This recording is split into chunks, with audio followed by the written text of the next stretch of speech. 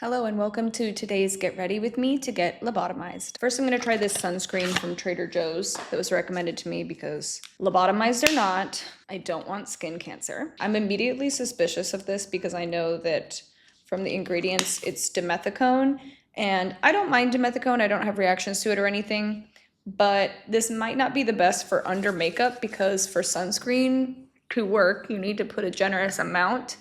And dimethicone doesn't really dry down. So I feel like this might be a better sunscreen for makeup-free days. If you like the feeling of dimethicone, then you will like this. And I imagine it's going to be pretty gentle and not like stinging feeling, which is great. But again, I don't think it's gonna like set. The good news is I tested this right now because it's already late in the day. So if I couldn't put on enough to have it be under makeup, well, that's fine. So yeah, there's no way I'm having to blend this in so much for makeup to be able to sit on top of it that now I don't really have very much SPF protection. Okay, well, good to know. I'm gonna put a little Aquaphor on my lips. Just because it's the end of times doesn't mean it needs to be the end of soft, supple lips. Putting on Sneaky Balm in the shade N11, and let's find out how this sits on top of a silicone heavy primer, which is essentially what I put on.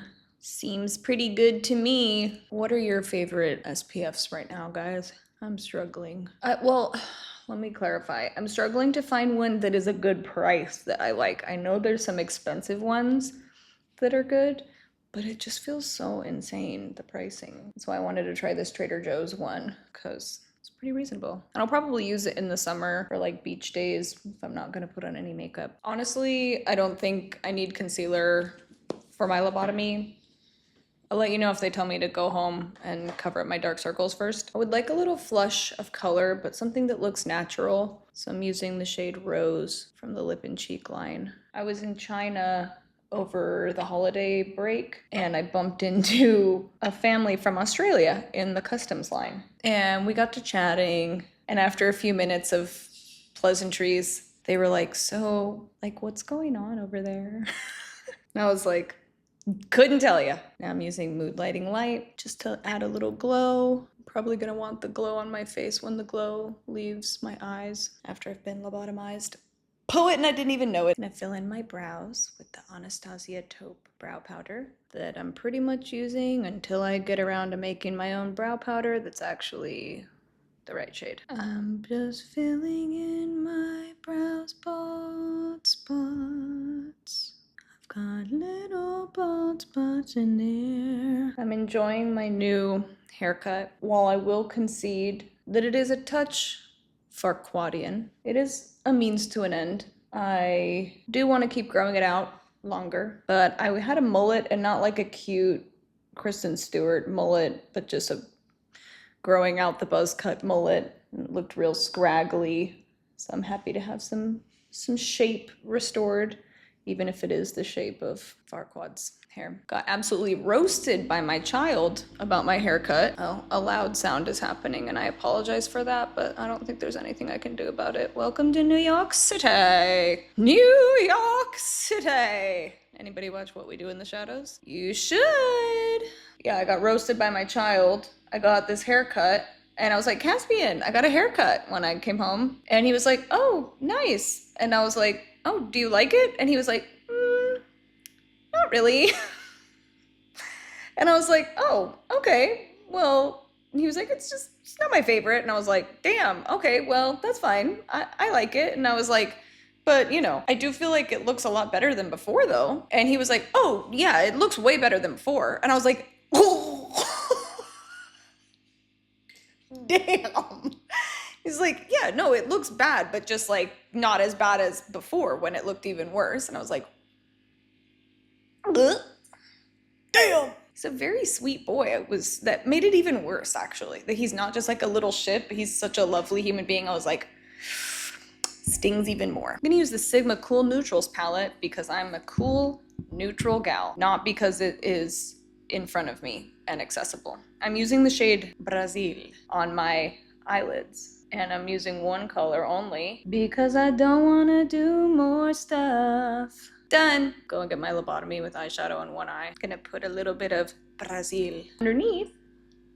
Anybody not make this face when they do it? How do you not do that? Can any hot girl let me know in the comments? How do you not go when you do a tutorial? I'd appreciate the tips. Now, oh, the sound stopped. Yay! I guess I'll use the shade Condor, which is a dark ashy brown, and just put it in the outside of my lashes. Lash line, not lashes. It'd be kind of hard to get the eyeshadow to stick to my lashes. Honestly, the stuff I'm saying in this video, probably hard to tell if this is in fact a pre-lobotomy video or perchance a post-lobotomy video. Let me know in the comments if you think this was pre or post-lobotomy. Skirp, skirp. Now, I will curl my lashes. Curl them, curl them, curl them, curl them on up.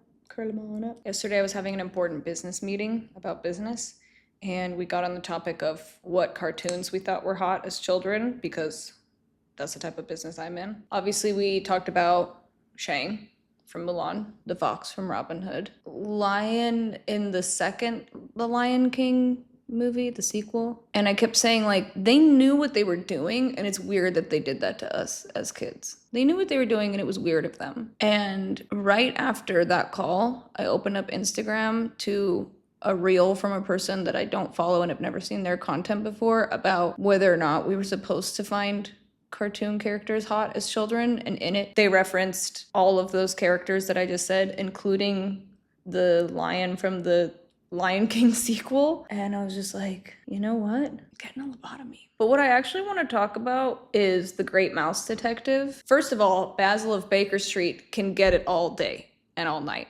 And second of all, there is a sexy stripper burlesque mouse in a scene in that film who literally sings, "I'll take off all my clothes." And the name of the song, I'm pretty sure, is "Let Me Be Good to You." And it's like a bunch of drunk mice like fawning over her, and they're getting in a big bar fight. And I just want to say, like, they don't do Disney movies like that anymore, and they should. Now I will put these back together. Hit me up, Basil. I'm gonna put rose on my lips now. I've said this before, but I'll say it again. I formulated rose to be the color of my mouth. So every time you put it on, you're basically touching my mouth. Ew, what?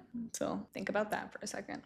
I keep putting mood lighting on top of every lip color I'm doing, and I'm starting to be like, oh, you don't have to do that every time, but then I want to. Let me be good to you. Okay, I'm ready. I hope you enjoyed this video, and I hope that you don't look at me differently after my revelations about Basil of Baker Street from The Great Mouse Detective. If you have any suggestions on how to make the world not be like how it be, let me know in the comments.